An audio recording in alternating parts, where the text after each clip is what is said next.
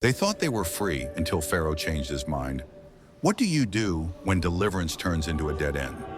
When it was reported to the king of Egypt that the people had fled, the heart of Pharaoh and his servants was turned against the people. And the king and his servants said, "What in the world have we done? For we have released the people of Israel from serving us." Then he prepared his chariots and took his army with him. He took 600 select chariots and all the rest of the chariots of Egypt, and officers on all of them. But the Lord hardened the heart of Pharaoh, king of Egypt, and he chased after the Israelites. Now the Israelites were going out defiantly.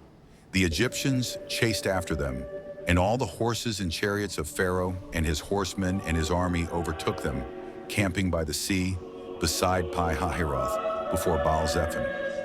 When Pharaoh got closer, the Israelites looked up, and there were the Egyptians marching after them, and they were terrified.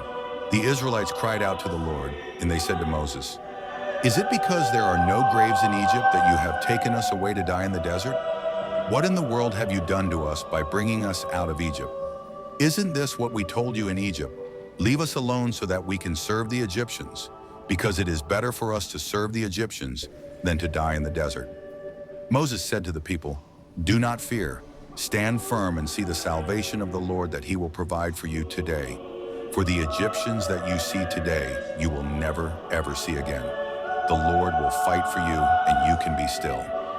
The Lord said to Moses, "Why do you cry out to me? Tell the Israelites to move on. And as for you, lift up your staff and extend your hand toward the sea and divide it, so that the Israelites may go through the middle of the sea on dry ground. And as for me, I am going to harden the hearts of the Egyptians so that they will come after them, that I may be honored because of Pharaoh and his army and his chariots and his horsemen. And the Egyptians will know that I am the Lord when I have gained my honor because of Pharaoh, his chariots, and his horsemen."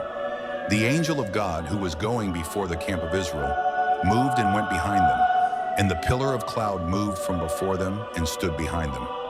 It came between the Egyptian camp and the Israelite camp. It was a dark cloud, and it lit up the night, so that one camp did not come near the other the whole night.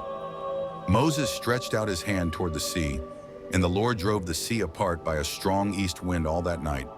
And he made the sea into dry land, and the water was divided. So the Israelites went through the middle of the sea on dry ground, the water forming a wall for them on their right and on their left. The Egyptians chased them and followed them into the middle of the sea, all the horses of Pharaoh, his chariots, and his horsemen. In the morning watch, the Lord looked down on the Egyptian army through the pillar of fire and cloud, and he threw the Egyptian army into a panic. He jammed the wheels of their chariots so that they had difficulty driving, and the Egyptians said, "Let's flee from Israel, for the Lord fights for them against Egypt." The Lord said to Moses, "Extend your hand toward the sea, so that the waters may flow back on the Egyptians, on their chariots, and on their horsemen." So Moses extended his hand toward the sea, and the sea returned to its normal state when the sun began to rise. Now the Egyptians were fleeing before it, but the Lord overthrew the Egyptians in the middle of the sea. The water returned and covered the chariots and the horsemen and all the army of Pharaoh that was coming after the Israelites into the sea.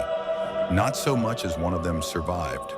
But the Israelites walked on dry ground in the middle of the sea, the water forming a wall for them on their right and on their left. So the Lord saved Israel on that day from the power of the Egyptians, and Israel saw the Egyptians dead on the shore of the sea. When Israel saw the great power that the Lord had exercised over the Egyptians, they feared the Lord, and they believed in the Lord and in his servant Moses. Spread the word, like, comment, and follow for more Bible Sunday school stories.